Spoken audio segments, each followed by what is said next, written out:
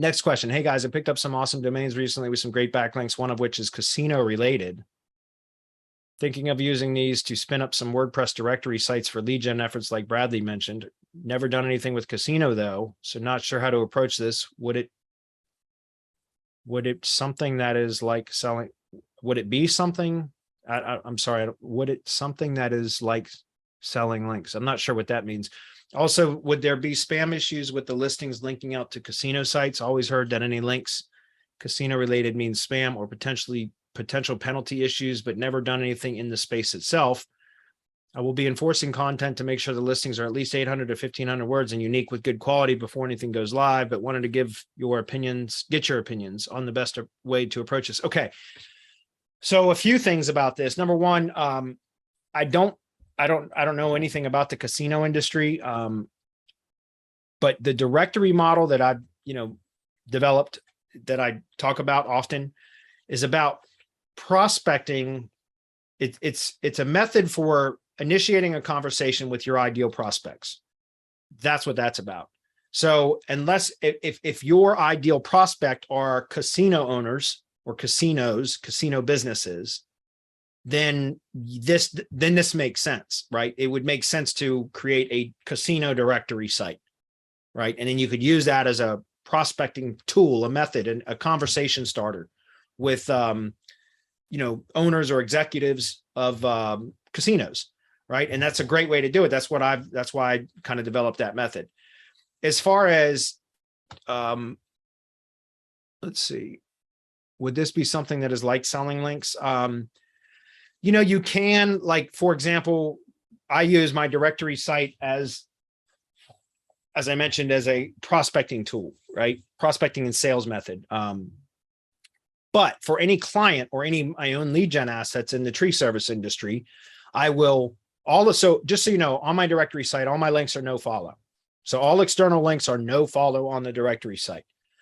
No follow links provide SEO value, guys. Don't ever let anybody tell you different. Anybody tells you no follow links don't provide SEO value is full of shit. They don't know what they're talking about. SEO value, or excuse me, no follow links still provide SEO benefit, but they don't pass link equity. They also don't affect anchor text ratios.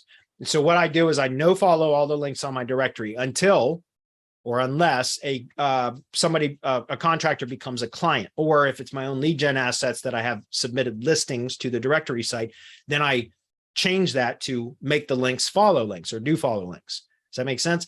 And then what I do for clients or for my own lead gen assets, for my own lead gen projects, is on the directory site, I will optimize the page.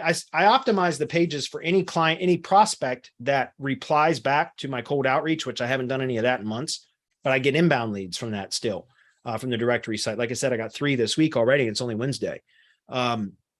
So anytime somebody submits a listing, a user submitted listing, or if it's from my outreach, my prospecting, my cold outreach, if they reply back to confirm their contact information or the contact information that I had for their company is correct, then we still optimize their listing, their page. Like we'll go in and we'll add their logo and we'll, fully develop, like fully flesh out their business description. We'll add, a couple of photos and a video if we can find that. We'll add their Facebook page and, just add some additional detail to optimize their listing.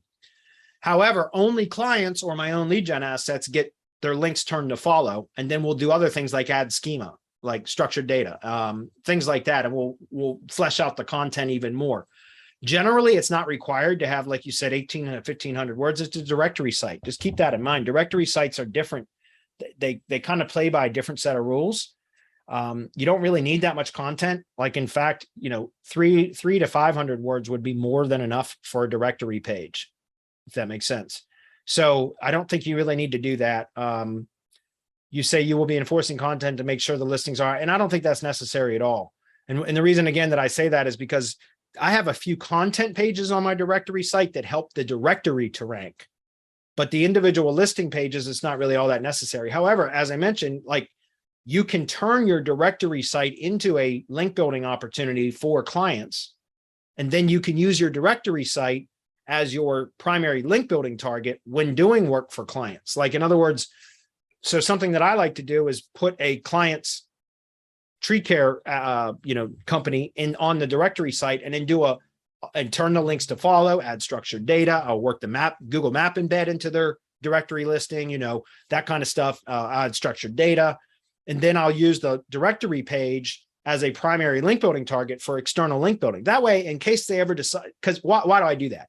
Because number one, I own the directory, so I control that asset, which means if I'm doing all of my external link building for the client to the directory page, I'm powering up my directory. My directory site will benefit from the links that I'm building to that one specific page, their listing, right? And if the client decides that they don't want to pay me any longer, that they don't need me anymore because they got ranked or whatever the case may be, I can always no follow their links again, which means they stop benefiting from all the external links that I built to the directory page, but my directory still benefits from all those links, right? So I don't throw away or waste all that work that I would have done had I built links directly to their site. So, and I do that with a number of assets, not just my directory, but a few other things as well, so that I can maintain control of the work that I've done. And if the client decides they don't want to pay me anymore, they don't need me anymore because they're ranked, and that happens a lot in the tree service industry, especially in the winter when things start to slow down. That's when I have a lot of churn in my business on a yearly basis because it's a seasonal business. And so a lot of what I've learned to do over the years is to control the assets that I'm going to be building links to, so that if the client the client decides that they don't need me anymore, I can manipulate those assets to push that link equity somewhere else where I can benefit from it, or another client can benefit from it, if that makes sense. So I don't lose all that work. So that's why I'm saying the directory stuff that you're mentioning here, yes, it can be used as a link building opportunity to provide links to your target clients. But what I use it more is a buffer site, so that I can benefit my own asset, right? My own asset can benefit from the external links while still providing a benefit to the client until the client decides they don't want to be a client anymore. And then I maintain the benefit while eliminating that benefit from them, taking that away from them, if that makes sense.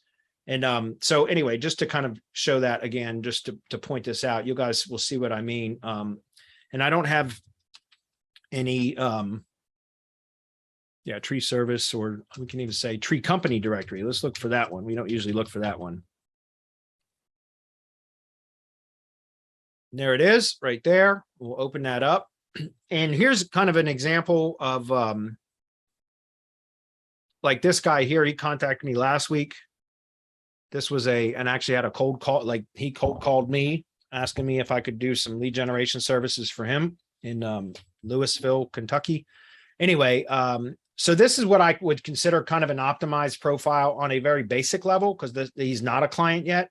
So this is like whenever we have a user submitted or user generated listing, which is, this one was actually like I said, the contractor called me and left me a voicemail message, and I reached back out to him.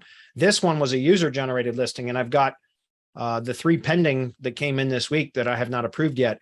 But you can see that this is what I mean. Like this one, we removed the address for anyway, what I'm trying to say is when a client or a prospect either submits their listing because they're an inbound lead, like a user submitted listing, or if they reply to my cold outreach when I'm doing cold outreach, then whenever they reply back to either confirm that the information that I had about their company was correct, or to correct information that I had that was not correct, to provide updated information like, hey, yes, that information is correct, except the phone number is this, right? Whatever that it may be, or the web address is wrong, this is the correct web address, or whatever it is. Whenever we get somebody replies to the cold outreach, or if it's a user submitted listing, then we go in and just do some basic optimization, which is what you see here.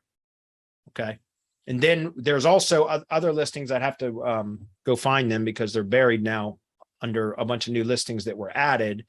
But some of the listings in here have been fully optimized, which means like they've got schema added, Google Map embeds, that kind of stuff. H tags, all that, a little bit more content.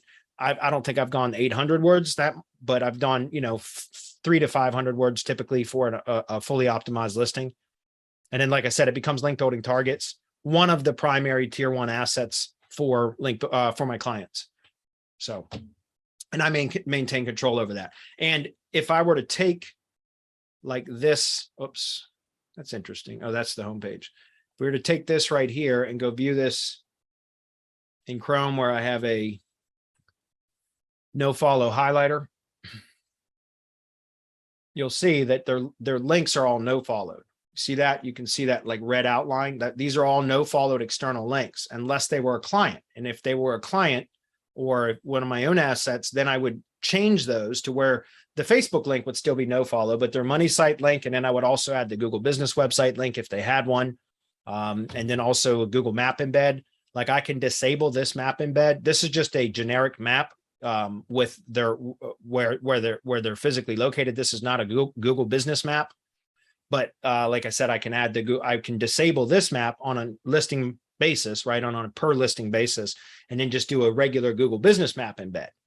And so that's kind of what I do is I use this as a way to manage or maintain control for this as well as other assets. There are some other assets that I do the same thing with, if that makes sense. Okay.